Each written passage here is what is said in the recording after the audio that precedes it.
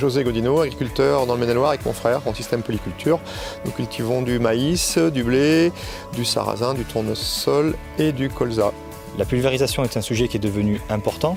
Quelles sont vos attentes par rapport à cela? Les deux contraintes majeures que je rencontre en pulvérisation, c'est la maîtrise de la dérive pour avoir l'intégralité de la pulvérisation qui reste à l'intérieur de la parcelle et la qualité de pulvérisation, notamment vis-à-vis de la cible. Donc la pression de fonctionnement est primordiale pour moi. Le Spretronic, c'est un système que nous testons depuis un an sur 3000 hectares en déployé à travers la pulvérisation et la fertilisation. L'idée, c'était de répondre à trois contraintes importantes. La notion de pression, respecter la pression de 3 bars, notamment avec les bus que nous utilisons, indépendamment de la vitesse de travail, pour pouvoir avoir des diamètres de gouttelettes optimales.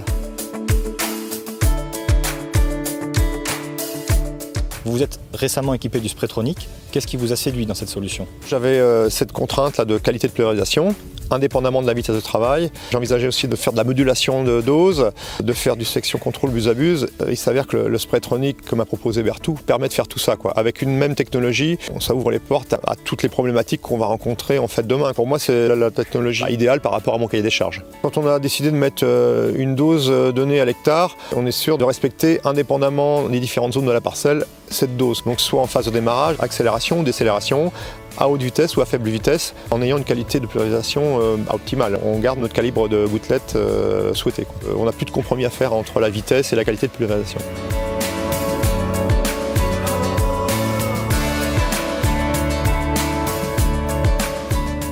C'est un système en fait qui est relativement simple. C'est un système à pulsation avec un hachage qui est séquencé. Ça nous permet de garder la pression à la buse indépendamment du débit. Donc on peut faire varier soit la vitesse ou soit le débit hectare en respectant cette pression de pulvérisation.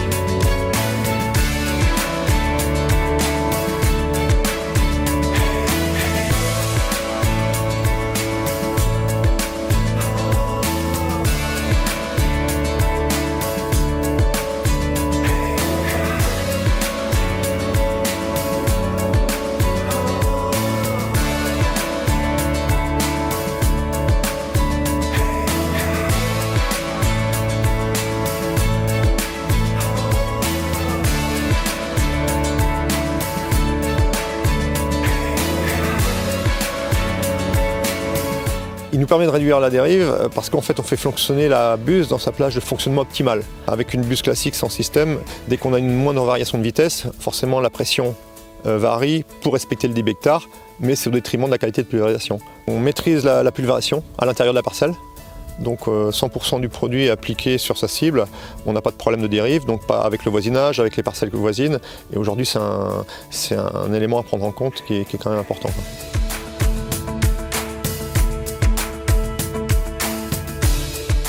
L'intérêt de ce système, c'est qu'il est simple.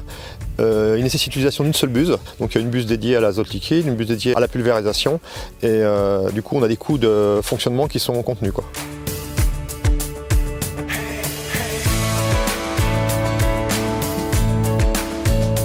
Berthoud a pris en compte en fait mes contraintes d'utilisation. Maintenant, on démarre une pulvérisation avec 2 critères, c'est-à-dire un volume hectare et une pression fixe. Et on obtient une plage de vitesse donnée en respectant ces 2 critères, quoi. Alors qu'avant, on n'avait qu'un seul critère de choix possible. Aujourd'hui, on a 2 critères de choix qui sont relativement importants et avec une plage de vitesse relativement large, qui est de l'ordre de plus de 10 km/h. Donc c'est assez appréciable. C'est un programme maintenant qui aboutit, qui marche bien et qu'on utilise régulièrement. Le BioRedude a très bien su répondre à mes souhaits. Je vous remercie beaucoup José pour votre témoignage. Merci.